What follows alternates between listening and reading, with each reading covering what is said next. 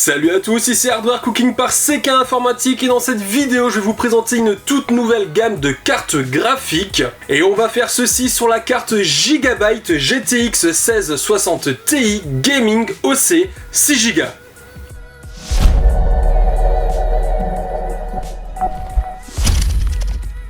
Si vous avez déjà fait quelques petites recherches, vous avez certainement vu que Gigabyte a sorti plusieurs GTX 1660 Ti et nous avons donc ici celle qui a 3 ventilateurs, donc avec le système de refroidissement WindForce 3X.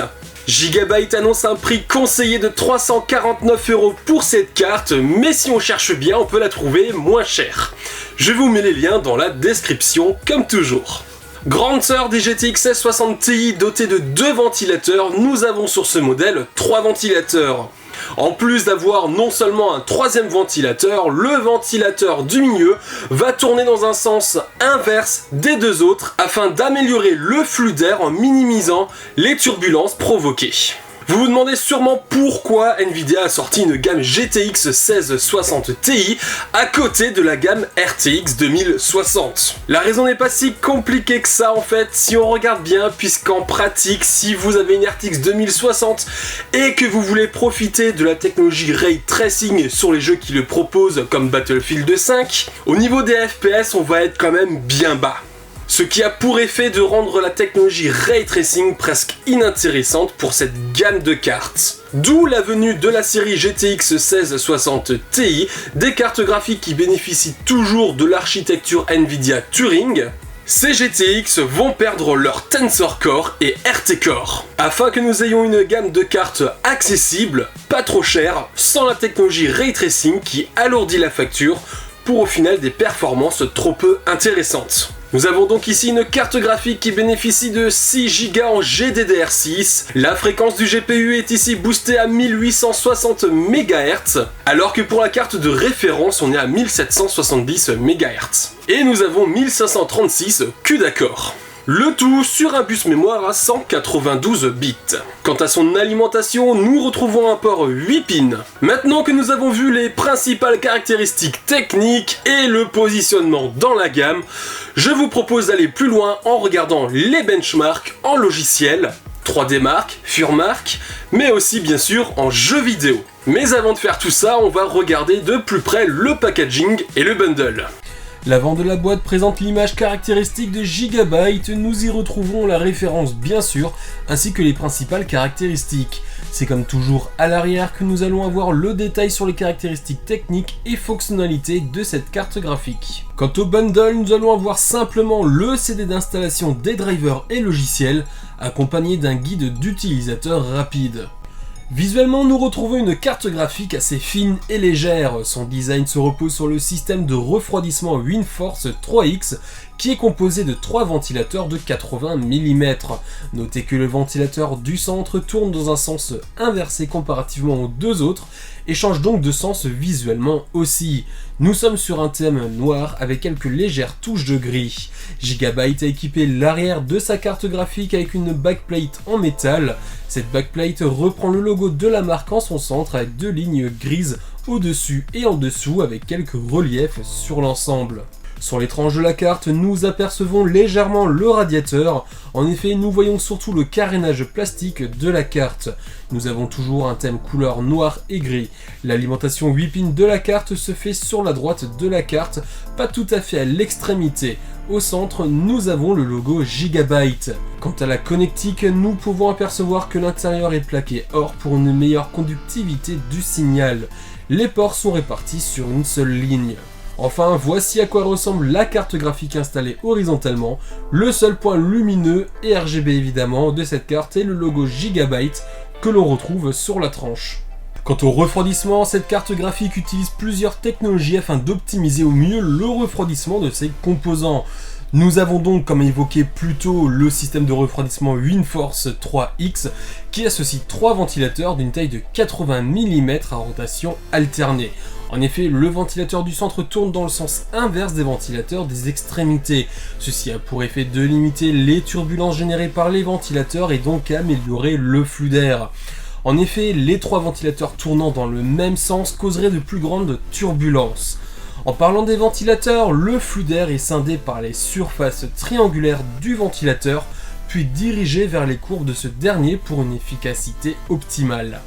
La technologie 3D ActiveFan représente le refroidissement semi-passif de la carte, c'est-à-dire qu'à partir d'un seuil de température, les ventilateurs se stoppent afin que la carte devienne totalement inaudible. Nous avons également 3 caloducs en cuivre Direct Touch. Ceci veut simplement dire que le caloduc est en contact direct avec le GPU afin d'optimiser encore une fois la dissipation de la chaleur émise. D'ailleurs, les caloducs composites associent capacité de dissipation et transition de phase pour augmenter les échanges de chaleur entre les structures solides. Pour tester notre carte, nous lui avons fait passer plusieurs tests, que ce soit logiciel de benchmark via ceux de chez UL Benchmark pour Firestrike ou TimeSpy, ou encore le benchmark Furmark, mais aussi en jeu vidéo, et elle passera donc sous les célèbres Battlefield 1, Project Cars 2, Far Cry 5, Assassin's Creed Origins, et enfin Battlefield 5. Les FPS moyens et maximum en jeu sont relevés à l'aide du logiciel Fraps quand il n'y a pas de benchmark intégré au jeu. Évidemment, les réglages sont systématiquement poussés au maximum. Notez également, étant donné la jeunesse relative du site, que nous n'avions pas encore d'écran 4K avant nos premiers tests de cartes graphiques RTX, ce qui explique l'absence de certaines cartes dans des benchmarks à plus haute définition. À fréquence stock, nous avons atteint un score graphique de 16 420 points sous le célèbre benchmark Firestrike. Avec notre OC à plus 70 MHz pour la fréquence GPU et plus 1000 MHz pour la fréquence mémoire, nous avons atteint un score de 17 844 points. Sous le benchmark Firestrike Extreme, nous passons de 7365 points à 8053 points, toujours avec le même overclocking. Enfin, sous Firestrike Ultra, le score passe de 3239 à 3522 points. Pour continuer avec les benchmarks, toujours de chez UL Benchmark, sous TimeSpy, un score graphique de 6424 points est atteint. Avec l'overclocking, nous passons à 6883 points, du coude à coude avec les GTX 1070 Ti. Sous TimeSpy Extreme, nous passons d'un score de 2873 points à 3126 points, toujours avec le même overclocking.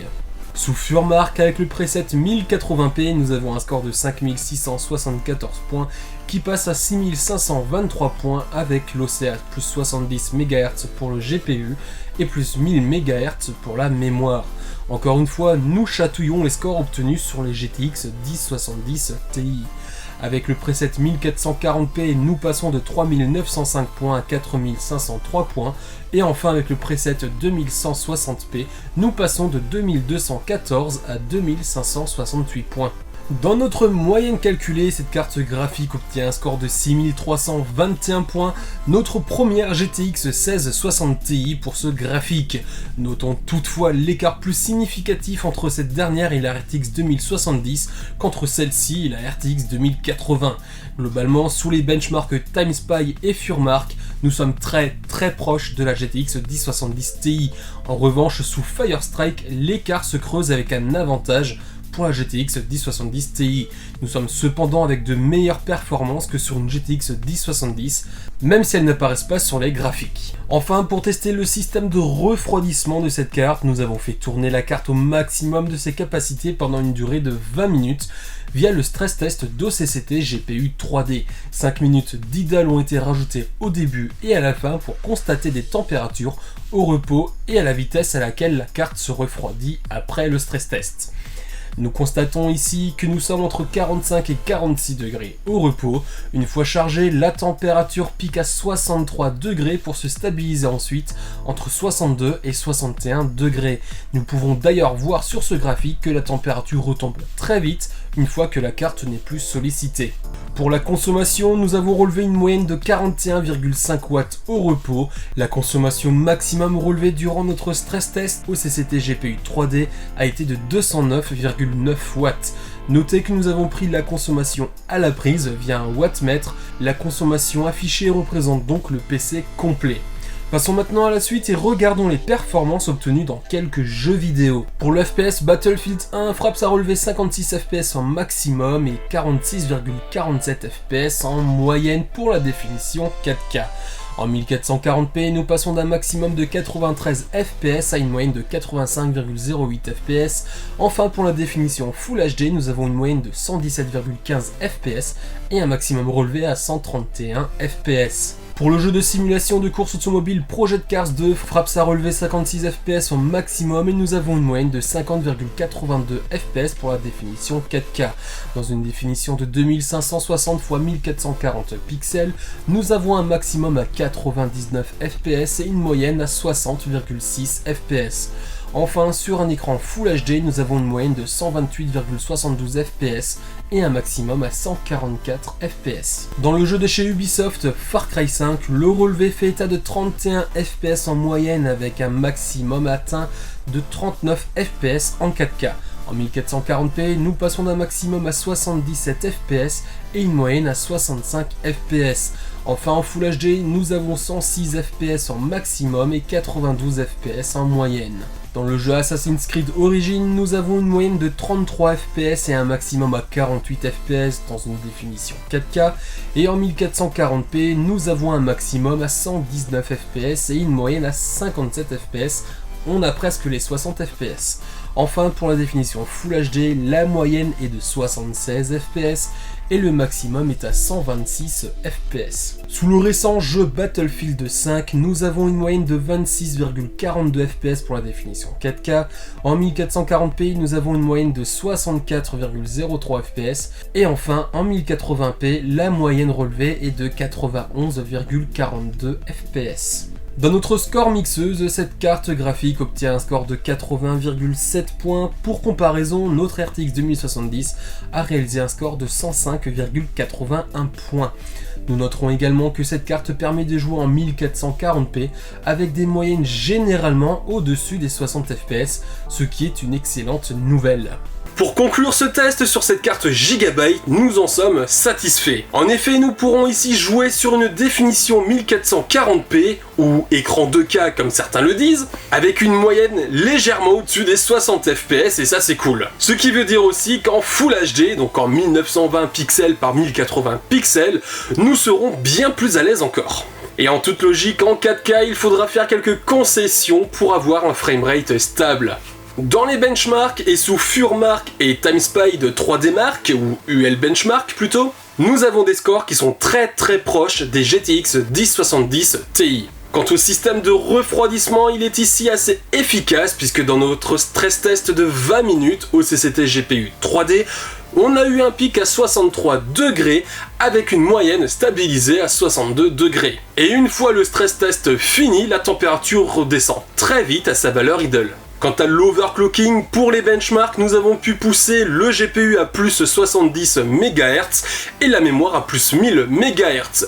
Ce n'est pas si mal si on prend en compte d'autres cartes qu'on a déjà eues ici.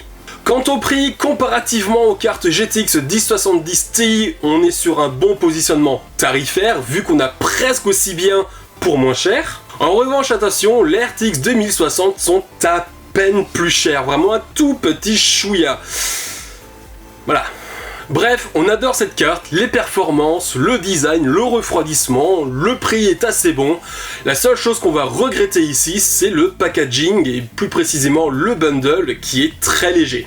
Cette vidéo est maintenant terminée, comme toujours vous pouvez retrouver le test complet et bien plus encore sur notre site www.hardwarecooking.fr. Si vous avez apprécié cette vidéo, n'hésitez surtout pas à vous abonner, c'est gratuit, ça fait plaisir, mettez des commentaires, des pouces en l'air. Sur ce, je vous dis à bientôt pour une prochaine vidéo.